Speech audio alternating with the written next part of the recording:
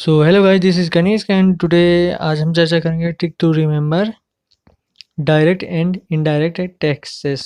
Okay, so direct और indirect टैक्सों को हम लोग कैसे याद रखें, इससे रिलेटेड आज हम चर्चा करेंगे। सो ट्रिक है Wipro company indirect tax. So Wipro को तो आप जानते ही होंगे, विप्रो कंपनी, ठीक है। कौन से हैं सभी को ही पता है। अब एक बुजुर्ग टाइप के आते हैं उनके जो फाउंडर है। Okay, Wipro company indirect tax, ठीक है। सो वी से वेल्थ टैक्स, प्रो से प्रॉपर्टी टैक्स, को से कॉर्पोरेट टैक्स एंड इन से इनकम टैक्स। सो ये डायरेक्ट टैक्सेस में आते हैं जो सभी को डायरेक्ट तौर पर गवर्नमेंट को सबमिट करना पड़ता है। ओके, सो दूसरा इनडायरेक्ट टैक्सेस का ट्रिक है एक्सक्यूज मी इनडायरेक्ट टैक्सेस। सो माफ़ कीजिए मुझे इनडायरेक्ट टैक्स। ओके, सो इसे ऐसे याद कर सकते हैं कि इनडायरेक्ट टैक्स को मैं नहीं देना चाहता। ओके, मैं ये केवल याद रखने के लिए बता रहा हूँ। सो एक्सक्यूज मी भाई साहब। सो एक्स से एक्साइज टैक्स, ये वही है, एक्साइज ड्यूटी। ओके, ये वही है। सो एसी से सर्विस टैक्स, एम से मार्केट टैक्स या वैट टैक्स। ओके, जब कोई कंपनी कुछ भी चीज़ बनाई थी उसके तो उसमें वैट टैक्स लगता है, ठीक है। ये मार्केट टैक्स, इसे इंटरटेनमेंट टैक्स। ओके, सो इंटरटेनमेंट टैक्स लगता है।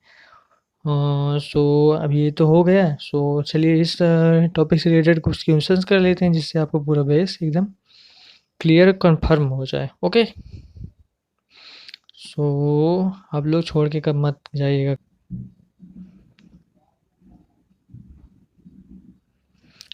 सो गाइज ये बेसिकली जो हम लोगों की वेबसाइट है, सॉरी मतलब जो हमारे चैनल की वेबसाइट है उसमें सब लिस्ट रहता है, तो आप लोग वहाँ भी जाकर पढ़ सकते हैं। ओके, सो वेबसाइट अभी मैं रिवील नहीं करूँगा क्योंकि उसमें अभी कुछ काम चल रहा है, ठीक है।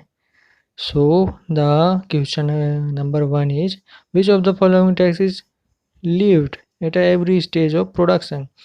सो प्रोडक्शन जब हम उत्पादन करते हैं तो उसके एवरी स्टेज में कौन सा जो टैक्स है वो ठोका जाता है। यस, सो आपके आंसर हैं VAT tax, income tax, custom duty, none of above, not, इनमें से कोई नहीं। सो द क्वेश्चन नंबर 1 का करेक्ट आंसर है ए वेट टैक्स। ओके, इसको तो आप बहुत बार सुने होंगे wait tax. Okay,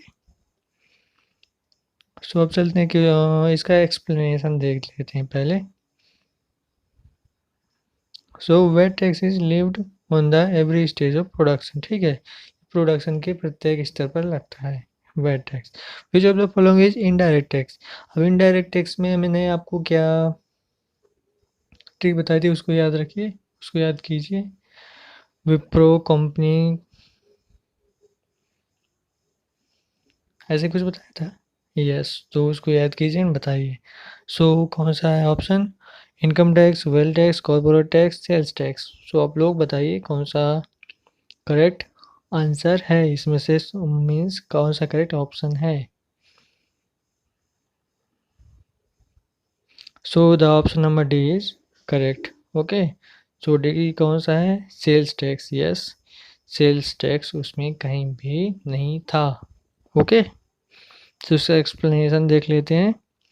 income tax, wealth tax and corporate tax, corporation tax उस भी उसको बोल सकते हैं, आर डायरेक्ट टैक्सेस। ओके, इसको हम लोग को गवर्नमेंट को डायरेक्टली तौर पर देना पड़ता है by the central government, central government को, ठीक है। Sales tax, excise duty and custom duty are indirect tax.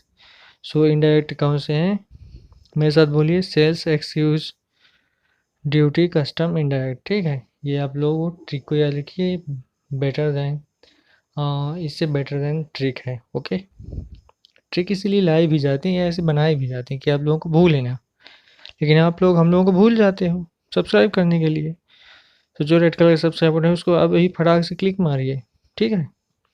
जो बेल आइकन है उसको ऑल में कर दीजिए। Okay, so the question number third is which of the following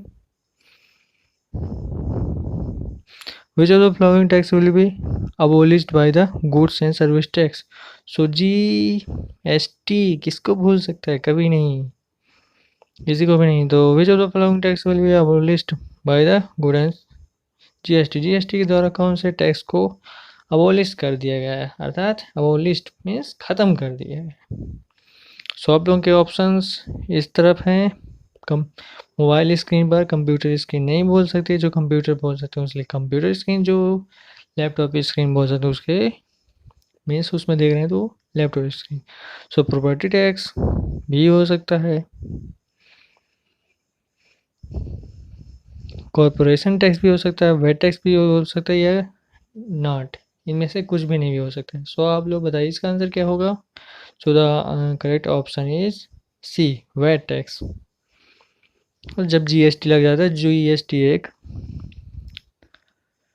wait tax की तरह है जो किसी भी चीज़ का प्रोडक्शन करने में लगता है। Okay, so the question number 4 is, नहीं इसका थोड़ा एक्सप्लेनेशन भी भूल गए थे हम लोग आपको देना, सो उसको देख लीजिए। The GST tax will be only eliminate indirect tax such as sales tax, excise duty and custom duty. Okay, there will be no impact on direct tax. So GST का डायरेक्ट टैक्सेस पर कोई भी impact नहीं पड़ा है, केवल indirect tax पर ही impact पड़ा है, इसलिए बहुत बड़ा हो गया है। ओके, सो नेक्स्ट क्वेश्चन की तरफ चलते हैं अपन। So the question number 4 is, if Tata company, यदि Tata company imports a product from abroad, ठीक है, अब तो local for vocal, sorry, local for vocal चल रहा है। सो यदि टाटा कंपनी चाइनीज कुछ इंपोर्ट कर दी, ठीक है, तो then which tax will be levied on it, so उस पर कौन सा टैक्स ठोका जाएगा। सो आप लोग बताइए, आपके ऑप्शंस हैं इस तरह हैं मोबाइल स्क्रीन पर, VAT tax, custom duty, income tax and corporation tax. कौन से टैक्स हो सकते हैं। सो द क्वेश्चन नंबर 4 का आंसर है question number, sorry, option number B, custom duty. सभी को पता होगा कि China and USA, okay, China and USA में कौन किसके ऊपर कौन सा टैक्स ठोकता है सबसे ज़्यादा, वो है कस्टम। इंपोर्ट ड्यूटी बढ़ा देते हैं तो गुड्स एंड सर्विसेज जो होती हैं वो उनकी कॉस्ट बढ़ जाती है। ओके, तो उनको लोग कम खरीदते हैं, सो कस्टम ड्यूटी, ठीक है। सो चलते हैं क्वेश्चन नंबर, सॉरी इसका एक्सप्लेनेशन भी देख लेते हैं, मैं भूल जाता हूँ यार, तुम लोगों की वजह से टेंशन होती है, तुम लोग जो रेड कलर का सब्सक्राइब बटन है उसको क्लिक नहीं करते हो। ओके, सो एक्सप्लेनेशन है, custom duty is imposed on the imported and exports goods. So वही है, चाइना उस पर ठोकेगा, यूएसए उस पर ठोकेगा। So the question number 5 is, which of the following tax is imposed by the central government but the state government collect it। So central government कौन से टैक्स को लगाती है, ठीक है, बट उसे स्टेट गवर्नमेंट कलेक्ट करती है। सो आप लोग बताइए कौन सा टैक्स है। आपके ऑप्शंस हैं इस प्रकार हैं, मोबाइल स्क्रीन पर, VAT tax, income tax, corporation tax या स्टाम्प ड्यूटी। सो बताइए, बहुत अच्छा तो क्वेश्चन नहीं है लेकिन थोड़ा सा ट्रिकी है। So the answer is question, sorry, option number D, yes. So सबको पता है, जब हम स्टाम्प खरीदने जाते हैं तो स्टाम्प कहाँ से बन के आते हैं, जैसे नोट बन के आते हैं गवर्नमेंट की ओर से। कौन सी गवर्नमेंट, सेंट्रल गवर्नमेंट की ओर से, पर उसको कलेक्ट कर कौन करता है उसका पैसा, state government. Okay, so explanation है, the right to impose the stamp duty lies with the central government of India, ठीक है, but the state government of India has right to collect it, ठीक है, उनके पास राइट है collect करने का। तो so the question number 6 is, what is the call tax haven, tax का हेवन। किसको बोल जाता है, कौन है वो? सो आपके क्वेश्चन इस प्रकार हैं। सो इस टाइप के क्वेश्चन भी इस समय आते हैं, सभी के, यस सभी में, आरबीआई, यूपीएससी, एसएससी में तो आते भी थे, अब तो रेलवे में भी आने लगे हैं। ओके, सो हर वैकेंसी में आते हैं। सो the option number one is a country which gives tax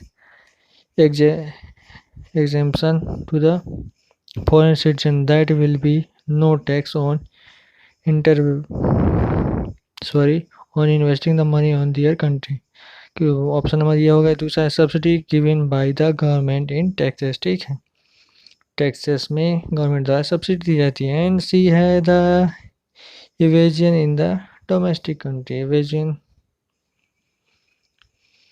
tax का इवेजन कर देना डोमेस्टिक कंट्री पर। सो ऑप्शन नंबर फोर है to impose equal taxes, equal tax लगाना on domestic producers and foreign products. So the question number 6 का right answer है option number 1। A country which gives tax exemption to the foreign citizen, foreign citizen को tax में छूट देती है। That will be there will be no tax on investing money in their country. So उनकी यदि country में जाओगे आप लोग तो आपकी मनी पर टैक्स नहीं लगाएंगी वो, तो उसको टैक्स उनके हेवन कहा जाए। जैसे स्विस बैंक, स्विट्जरलैंड जाते हैं आप लोग, स्विस बैंक में जाके पैसे जमा करते हैं सभी लोग, तो उसमें क्या होता है, यही होता है, वो टैक्स हेवन बोला जाता है उसको। वहाँ आपके अकाउंट का नंबर किसी को नहीं दिया जाता, चाहे वो कोई भी गवर्नमेंट हो, इंडियन गवर्नमेंट हो, कोई भी गवर्नमेंट नहीं हो, जब तक उसे स्विस बैंक अपनी परमिशन ना दे दे। ओके, और वहाँ टैक्स भी छूट दी जाती है यदि आप वहाँ मनी को इन्वेस्ट करते हैं अपनी, तो इसलिए सभी तो भाग के वहीं जाते हैं स्विट्ज़रलैंड। एंड यही का हाल वहाँ भी होता है, यूके में भी। ओके, तभी तो स्विस बैंक स्विट्ज़रलैंड है। और आप लोगों ने देखा होगा यूके की करेंसी की जो वैल्यू है डॉलर से ज़्यादा है। हालांकि अमेरिका ने डॉलर को बढ़ाने के लिए बहुत से कदम उठाए हिस्ट्री में, आप लोग पढ़ेंगे तो जानते होंगे। ओके, सो लेक्चर ख़त्म। सो चलते हैं क्वेश्चन नंबर 7 की ओर। सो एक्सप्लेनेशन देख लेते हैं। Country that give foreign citizen to facility to invest their country and do not pay any tax on the profit earn by the invested money. तो जो आप लोगों ने इन्वेस्ट मनी किया था उसमें जो भी प्रॉफिट होगा तो उसमें से 1 रुपया वो नहीं लेती है, तो कोई भी टैक्स नहीं लेती है। Mauritius and Cyprus provide the facility, yes Mauritius और साइप्रस भी ये फैसिलिटी प्रदान करते हैं। कौन सी? ये हमारे मॉरिशस एंड साइप्रस कहाँ है, इनकी लोकेशन आप लोग कमेंट बॉक्स में कमेंट कीजिए, फिर पूरा आ जाएगा। ओके, समझ में। So question number 7 is what kind of tax system is found in India. So tax, किस प्रकार का टैक्स सिस्टम इंडिया में है? Progressive, option number 1, second is degressive, C is proportional and last is not none of these या none of following। so the right answer is option number B, degressive. Degressive means, इसका देख लेते हैं। There are 3 rates of income tax, यहाँ पास 3 दरें हैं इस इनकम टैक्स की जो कि अप्लीकेबल की जाती हैं इंडिया में। कौन कौन सी है? 5%, 10%, 20%, 30%, which is progressive in nature initiality but later on it's become proportional, which is called digressive rate। okay, so question number 8 is which of the following statement is wrong। कौन सा statement wrong है? Statement number 1 है Indian government receives highest income from corporation bank. So corporation bank से Indian government को सबसे ज़्यादा highest income प्राप्त होती है, सबसे ज़्यादा कमाई प्राप्त होती है, पैसा मिलता है। ठीक है, अगर ये भी बिजनेस लैंग्वेज में बोलें तो सबसे ज़्यादा प्रॉफिट मिलता है। Okay, so according to the statement number B है, सेकेंड है, according to the budget 2017-18 the government spend 90% 19% of the, sorry 90 नहीं है 19 है, 19% of the total income as interest payment. अगला है third number, economy of the Maharashtra is largest among all state in India. So ये बोल रहा है बेसिकली कि महाराष्ट्र की जो इकोनॉमी है वो सबसे ज़्यादा है, सबसे ज़्यादा बड़ी जितने भी इंडिया में स्टेट्स हैं। ओके, सो लास्ट स्टेटमेंट है, according to the budget 2017-18 those peoples are earning 5 lakhs to 10 lakhs per annum, जिनकी सालाना कमाई 5 लाख से 10 लाख है, वो लोग हैव टू पे इनकम टैक्स, उनको इनकम टैक्स पे करने का at the rate of 10% per annum. सो प्रति वर्ष 10% के रूप में इनकम टैक्स गवर्नमेंट को पे करना पड़ेगा। सो कौन सा है आप लोग बताइए।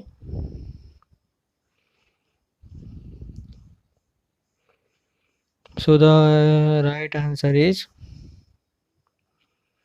Option number D, yes. 5 से 10 लाख की कमाई वाले लोगों को 10% पर इनम टैक्स देना पड़ेगा गवर्नमेंट को इनकम टैक्स के रूप में।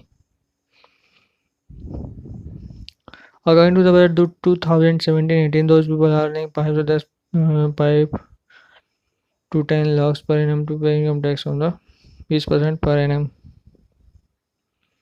सो 20% पर एनम देना था। ओके, वो गलत था वहाँ पास। So the question number 9 is, according to the budget 2017-18 which is the correct decreasing order of the government tax revenue. कौन सा घटते क्रम में ऑर्डर था टैक्स रेवेन्यू का गवर्नमेंट को, गवर्नमेंट अर्थात central government.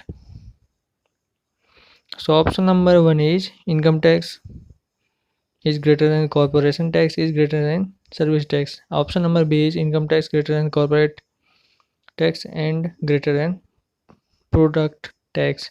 Option number C is corporate tax is greater than income tax is greater than product tax.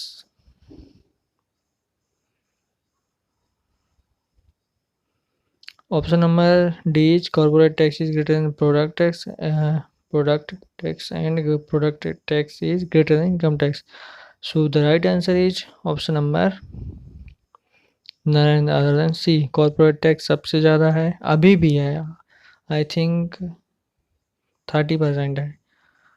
और आप ये बताइए कि मैं सही बोला कि गलत बोला कि 30% है कॉर्पोरेट टैक्स, कमेंट बॉक्स में कमेंट करके बताइएगा। Okay, so corporate tax is greater than income tax and income tax is greater than product tax. so product tax कौन सा है, वैट है का, ये आप लोग भी कमेंट बॉक्स में कमेंट कर बताइए, अभी मैंने इसी पे चर्चा की है, ठीक है। सो according to the budget 2017 largest share of the government of income corporate tax 19%, income tax is 16% and excise duty is,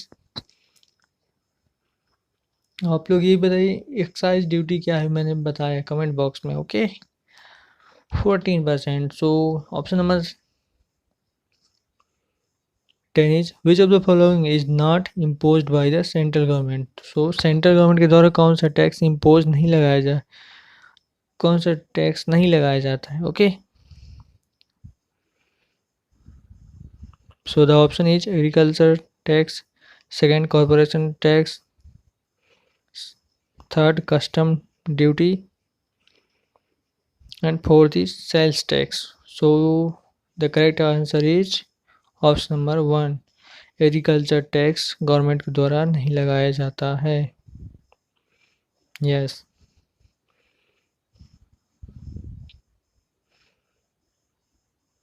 जो हमारी असंगठित अर्थव्यवस्था है वो उसको कभी धक्का न लगे इसलिए, अर्थात कभी वो जैसे अपना इंडस्ट्रियल है, ठीक है, जो असंगठित अर्थव्यवस्था वो बिगड़ जाती है, माइनस में चली जाती है। जैसे करंट में कोविड-19 पैंडेमिक में है। सो इससे बचने के लिए क्या किया जाता है कि 2 में से कोई एक भी रहेगा तो दूसरे में वैसे ही जान आ जाती है। सो अपने यहाँ यही है, एग्रीकल्चर में ज़्यादातर लोग रहते हैं। सो एक्सप्रेशन है एग्रीकल्चर कम अंडर द ज्यूरिडिस jurisdiction of the state government. So ये किसके अंदर आता है? स्टेट गवर्नमेंट के। Hence state can impose tax on it. So ये चूँकि ये स्टेट गवर्नमेंट का ज्यूरिडिक्शन में आता है, ठीक है? तो वो सब डिपेंड करता है स्टेट गवर्नमेंट पर कि वो लगाए ना लगाए, ठीक है? सो आई थिंक ये लास्ट था। हाँ, सो ये लास्ट था। सो आपको वीडियो अच्छी लगी हो तो लाइक कीजिए, शेयर कीजिए, जितने भी ग्रुप्स, फैमिली, फ्रेंड्स जितने भी लोग हों, चैनल को सब्सक्राइब कीजिए। हमको चैनल को जो रेड कलर सब्सक्राइब बटन उसको क्लिक कीजिए एंड बेल आइकन को हाल में आने वाले ऑप्शंस में को ऑन कीजिए, जिससे भी मैं कोई भी वीडियो अपलोड करूँ आप लोग उस वीडियो को देख सकें, ठीक है? और ये था कि चैनल को जहाँ भी हो सके तो सब्सक्राइब करवाइए। Okay, thank you very much, have a great day. Energy तो मेरी चली गई यार। So thank you very much guys again, thank you. Okay, thank you.